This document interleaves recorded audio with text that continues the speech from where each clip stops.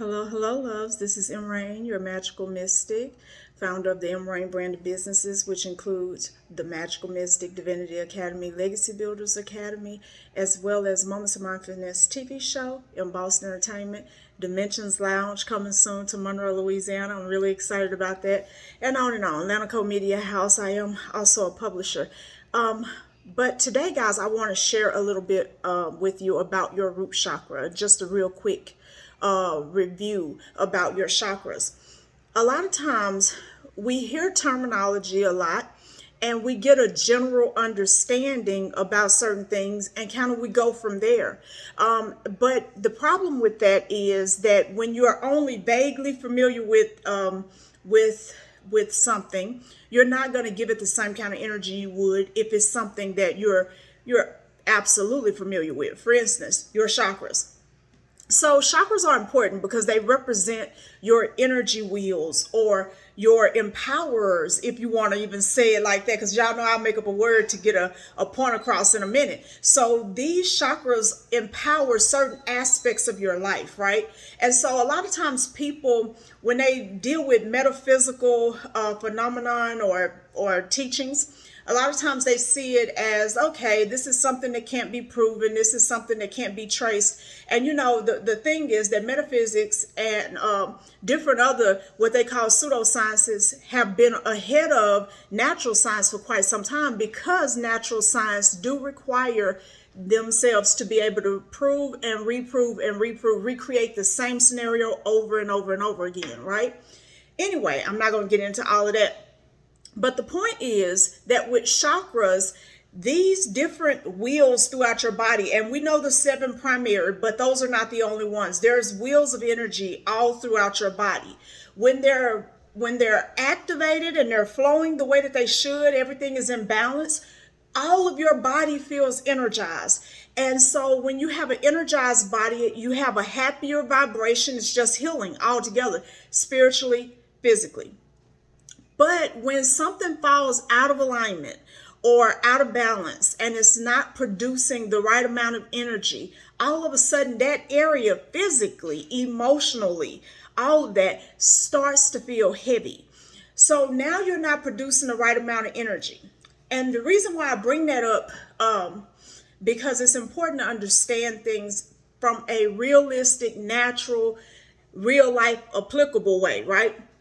So when your energy is not moving correctly and then the weight of carrying the part that's not carrying itself hits, what happens is our body goes off balance. It's no different than if you've ever, well, a lot of you guys probably didn't do this, but I know us as country children, many times we used to walk outside barefoot, that kind of thing, and you step on a pebble and it hurts and it throws you off balance. It will cause you, and especially if it leaves lingering pain, even after you remove the pebble or take your foot off of it, you're going to walk different, trying not to get on the part that hurts, okay? That's a natural instinct. Nobody teaches a baby to avoid touching something that's already hurting. Soon as the pain comes and they realize it hurts to touch it, they immediately start avoiding it. Natural instincts. Working along those lines, naturally, when your energy isn't producing the way that it should, and something goes wrong with whatever part that is, the whole body, energetically and physically, will shift to keep any more heaviness or strain off of that part.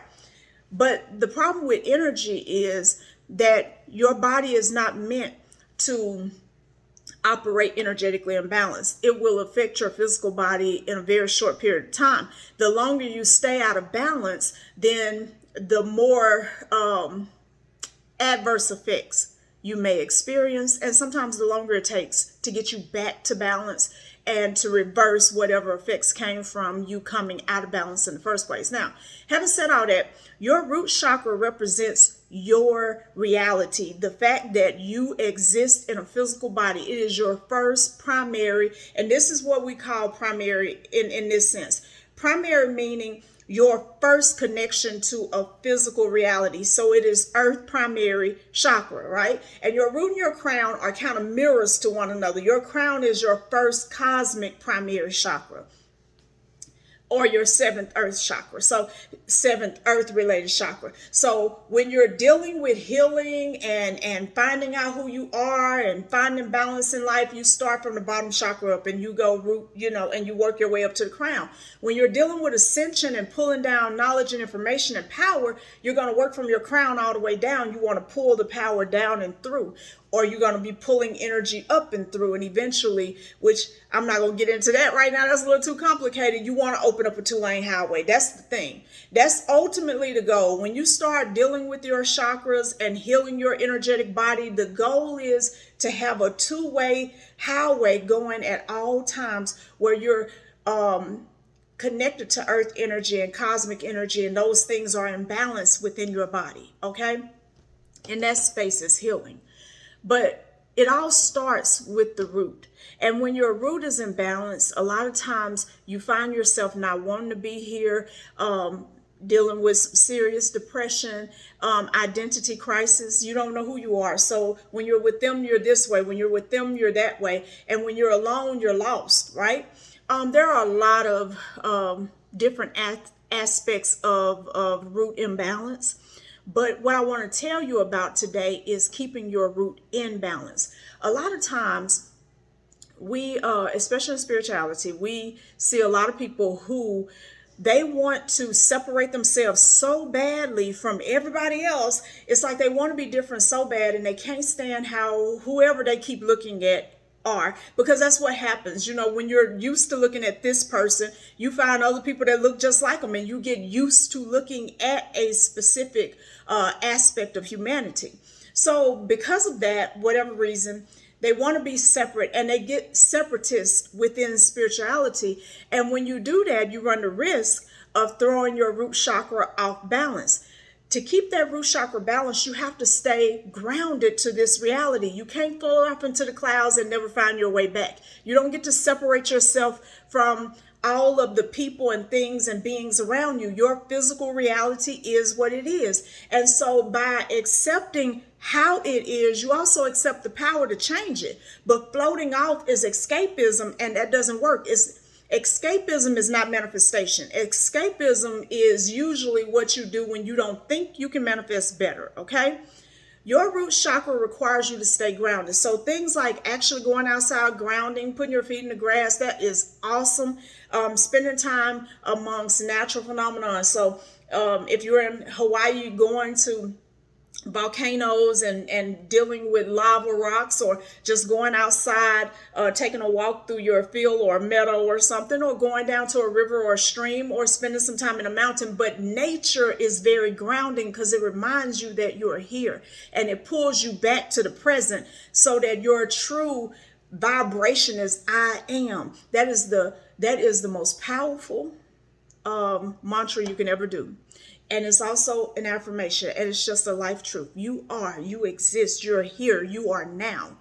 It's real important that you integrate grounding. Bath time can be very grounding, especially when you're using herbs and essences and incense and setting a whole mood for yourself. A lot of you don't even think that you're worth all of that extra effort, but you are. And it's hard for me when I'm talking to someone who feels that way about themselves, but they're complaining about how other people treat them. It's just like, okay, but you don't treat yourself the best yourself. You kind of give yourself bare minimum, or that's good enough. You don't indulge yourself at all, or show yourself any self-love or quality time. And so now you're asking someone else to do for you what you won't do for yourself. But I digress. So the point is, you want to make sure you're staying grounded. I don't care what metaphysical, occult phenomenon you run into, that you get enamored by, how many rabbit holes you go down. Remind yourself, make sure it is a part of your daily, at least weekly routine, to remind yourself to come back to this side, come back to this moment, because only in the now are you powerful. Only in the now. Presently, I am powerful. I ain't powerful in the past because I'm not in the past anymore. I'm not powerful in the future because I hadn't made it there yet. All I have is right now. And every moment in my life is a right now. And so what I do right now is going to determine what is or what's possible in the future. So you got to come back to the present. The more you stay grounded and the more you're in this reality, the more you will require from your magic and from your mystical and occult studies. It'll stop being just something that's so because we read fantasy books. I used to love books about dystopian societies where the world has fallen apart. You know what I'm saying? So you think Walking Dead or something like that. That's like a dystopian society. So I used to like those kind of books, and we do like fantasy books, and we love fantasy movies because it allows us to escape. But when it comes to occult knowledge and occult science, metaphysics, and all of that, that stuff should have a real, true physical effect in your life. Okay, it should be powerful for you. And so when you get to a space where you're grounded in this body and you realize, okay, these things need to shift, you are in a position now where you can shift it. You don't have to run from your life. You can create a life that you want to be in, a life that you deserve to live and that feels good to you. All of us deserve that, especially if we're willing to give that to ourselves. Other people can't give it to us, though. We really have to do that for ourselves. Okay. This has been my YouTube moment, okay? And if you will, follow us on Instagram or Facebook at MRainOfficial or at The Magical Mystic. And we look forward to seeing you again. For all your metaphysical tools, make sure you stop by magicalmystic.com. That's MAGICKALMYSTIC. And you can also book sessions from wealth consultations to relationship consultations to spiritual consultations and readings. Okay? See you soon.